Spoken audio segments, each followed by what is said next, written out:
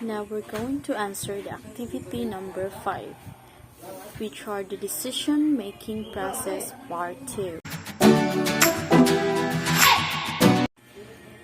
Question number 1. Definition of the following terms: the EMV, EVPI, EVWPI, EOL, and EVSI. So the EMV, or the expected monetary value, is the weighted sum of possible payoffs for each alternatives, or the mean value is the long-run average value of that decision. Second is the EVPI, or the expected value of perfect information. Places an upper bound on what to pay for information or what you should be willing to spend on information, such as the being sold by scientific marketing. EVWPI, or the expected value with perfect information. It is the expected or average return in the long run if we have perfect information before a decision has to be made. The EOL, or the expected opportunity loss.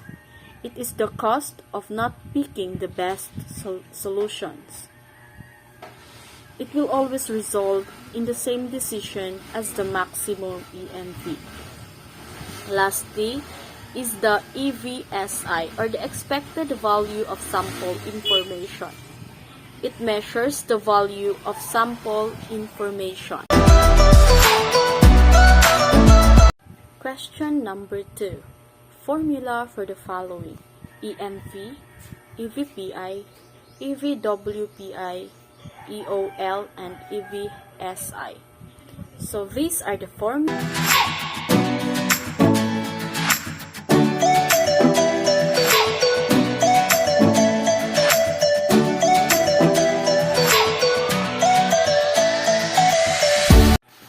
Question number 3. Describe the sensitivity analysis. So the sensitivity analysis are the one who investigates how our decision might change given a change in the problem data. It is a way to predict the outcome of a decision given a certain range of variables. As with payoff tables, it also can be applied to decision tree as well. Question number 4. Discuss the 5 steps of decision tree analysis. So the first step of decision tree analysis is to define the problem. So it is really important and necessary to first define if what the problem is, to first know if what the problem is really is. Second is structure or draw the decision tree. The third is assign probabilities to the states of nature. So after you are doing, or after having the structure or the draw of those decisions, you have to assign the probabilities to the states of nature. And the fourth is estimate payoffs for each possible combination of alternatives and states of nature. So after assigning those probabilities, you have to estimate the payoffs each of the possible combination of alternatives. And then lastly is solve the problem by computing expected monetary values. So after having the estimate payoffs, you have to solve the problem, and by using the EMV for each state of nature node. This is done by working backward. That is, starting at the right of the tree and working back to the decision nodes on the left, Also, at each decision node, the alternative with the EMV is selected. Question number 5.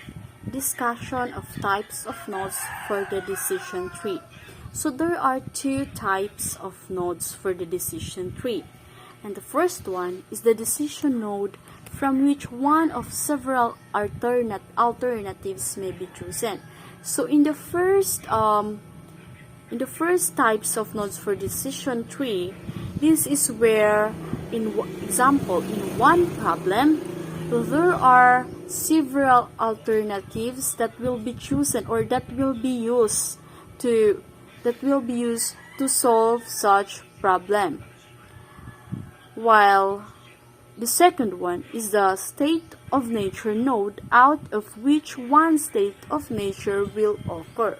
So in these types of node for decision tree, it is only one possible alternative that will be occur or that will be used in solving such problem. Question number 6. Definition of Bayes' theorem and its formulas. So the Bayes' theorem approach recognizes that the decision maker does not know with certainty what state of nature will occur. So this is where it allows the managers to revise his or her initial or prior probability assessments based on her new information. The revised probabilities are now called the posterior probabilities. So, the formulas for the Bayes' theorem are the following.